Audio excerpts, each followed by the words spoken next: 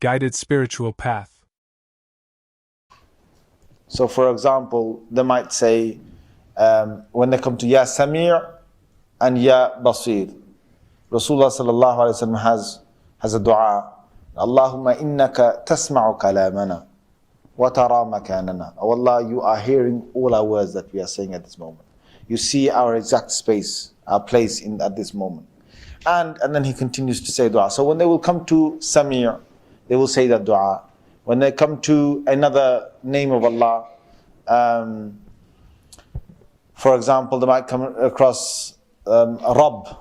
And there are several ahadith and Quranic ayats as well to do with using the name Rabb, which is the provider. And they will say those du'as under those, or when they reach those names. And it's a lengthy dua, but some ulama or some of the salaf or the predecessors have taken that turn. Some others have taken a stance in calling a few of these names, which is fine. You can say whichever of these names you want, whenever you want, and call Allah. You can just say, Ya Allah, and make your du'as. You can just say, some ulama, subhanAllah, they found benefit. And look, not everything you must find when you do something, not everything you have to find. If you want to do something personal, I'm saying, if you want to do something personal, you just want to do it yourself, you don't have to find a hadith for everything you want to do, as long as it's within certain parameters.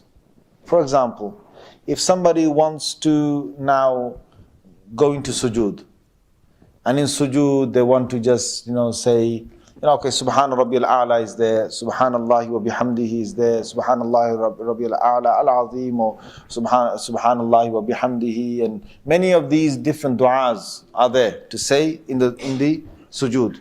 And you will even find some du'as from Rasulullah sallallahu alaihi wasallam, specifically he said in the sujood.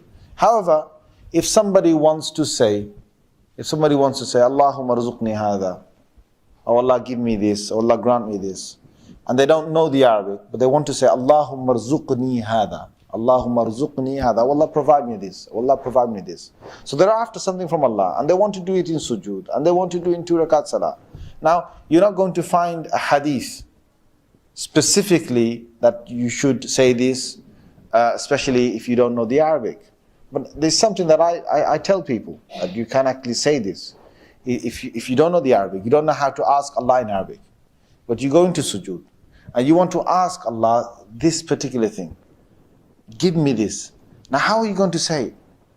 So if you know just this phrase, oh Allah grant me this, and in your mind you bring that thing in your mind, Allah subhanahu wa ta'ala is there to know what you're after. And He will inshallah, if He wills, He will grant it to you. But my point is, you won't find a hadith for this. So is it wrong of me to tell people to say Allahumma rzuqni hadha? Well, it's not wrong. It's not wrong, because there's nothing that is against this in the Sharia. See, sometimes what you have to look at is, if it's something that you're doing on a personal level, or a few individuals are doing it, and there's nothing in the Sharia to say that you're doing something against it, then it's fine for you to do it.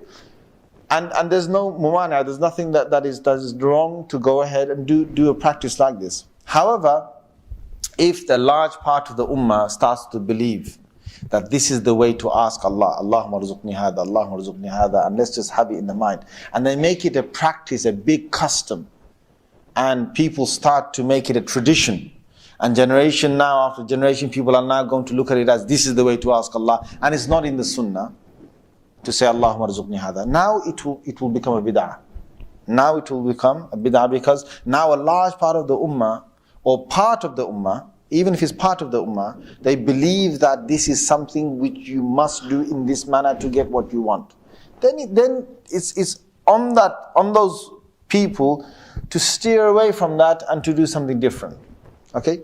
So for example, in the Asma'ullah al-Husna, certain ulama have used certain names, a number of times, calling Him, and they found that the dua, or whatever they wanted, has been accepted.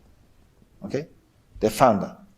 And if somebody has experienced that, they're allowed to go to other people and to tell them, I have experienced this, I'd like you to experience it as well. There's nothing wrong with that. As long as the ummah in a large portion does not make it, or does not feel, or does not think, believe that this is a sunnah of the Prophet ﷺ. This is something in the deen that we must do in this manner. So one thing I want to say, for example, the name Latif, which is Allah is so delicately, so intimate, he's so gentle with love and intimacy with his servants. And some ulama have found that to say Ya Latif 1,000 times brings a great amount of rahmah and mercy of Allah towards them. So they'll say Ya Latif, Ya Latif, Ya Latif, Ya Latif, and so on. Again, look. To be continued in the next episode. Please don't forget to like and share this video.